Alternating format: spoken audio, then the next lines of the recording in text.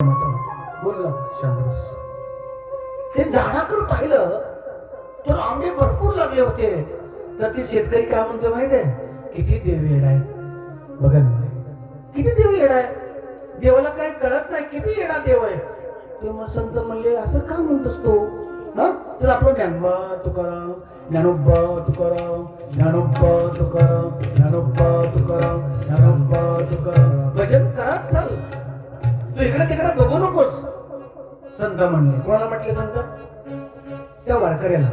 संत चालले होते पण ते शेतकरी मातावर बसल्या बसल्या म्हणला, काय देवाला कळत नाही, एवढं मोठं झाडाला आंबे, एवढं मोठं झाड आहे आंब्याचं आणि एवढं आंबा लावल्यात आहे बघा. काय माणसाची बुद्धी कुठं जाईल आणि काय बोले सांगतात नाही. काय म्हणलं, झाड मोठं आहे पण आंबा म्हणलं एवढं देते, काय देवाला कळत नाही. पड्यात बघितलं तर झाड बारक आहे पण कलिंगडी एवढी एवढी कलिंगडी होती.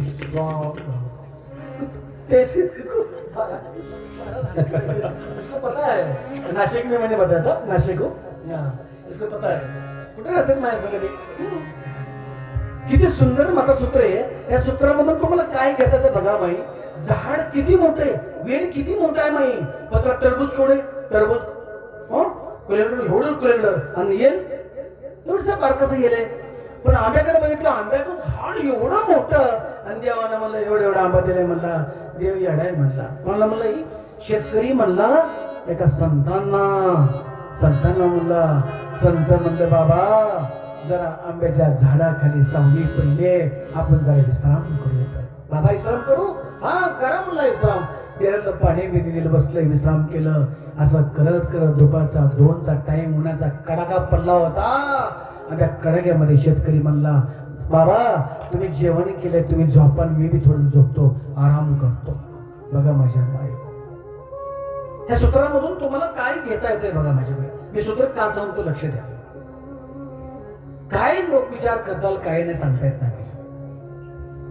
एवढं मोठं झाड आहे म्हणला, आंबे एवढेच दिले ते म्हणला, एवढ्या मोठ्या झाडला एवढं मोठा येणे बारका म्हणा, एवढं टरबूज दिले म्हणला, एवढा भोपळा दिला म्हणला, टरबूज दिले म्हणला, काय देवाला कळत नाही. संत म्हणले झोपा महाराज, आता झोपा. शेतकरी झोपा, शेतकरी झोपा. शेतकरीला वाटलं मी कंटाळलोय, दारात धरून धरून. शेतकरी कंटाळून गेलं, मिठीचा तक्क्या लावला. तक्क्या म्हणजे कळलं का, मिठी माती एका जागेवर केली आणि तक्क्या लावून घाब झोपला. साधू संत भजन करत करत झोपतात, समय टाइम टेबलाचं भान ठेवतात नाही. संत उठले, आपलं ज्ञानोबा तुकाराम भजन करले, असं उठून बसले आणि ती माता असं उतरून झोपलं होतं. जी वारं सुटला म्हटलं, जी आंबा आला दन दिशी कुठं माहीत, कुठं पाहिजे काय झालं असेल माहीत, काय झालं असेल, काय झालं असेल. नाक फुटलं नाही, रगत थोडं नाकातून लागलं. अरे बापरे म्हणला, अरे बापरे म्हणला. त्या संतांनी उचललं, संतांच्या हृदयामध्ये असती, त्याने उचललं, दवाखान्यात नेलं, सलाईन लावलं, इंजेक्शन दिली, औषध केली, मलमपट्टी केली आणि त्यांनी विचारलं देव येडाय का खराय का. जर म्हणला ती जर म्हणला कलिंगड जर वडी दिला असतं मला त्याला आंब्याला, आणि त्या आंब्यावर जर कलिंगड पडला असतं, सगळं तो थांबा नाही डाग पडला असतं तो गोगो.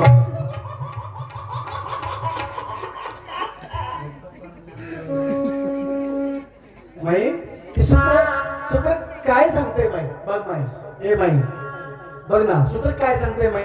त्याची बुद्धी, त्याचा विचार, त्याचा विवेक. विवेक कशाला म्हणायचं, पाणी आणि दूध अलग अलग करणं. तर ह्याचा विवेक कुठं, ते विवेक कुठं.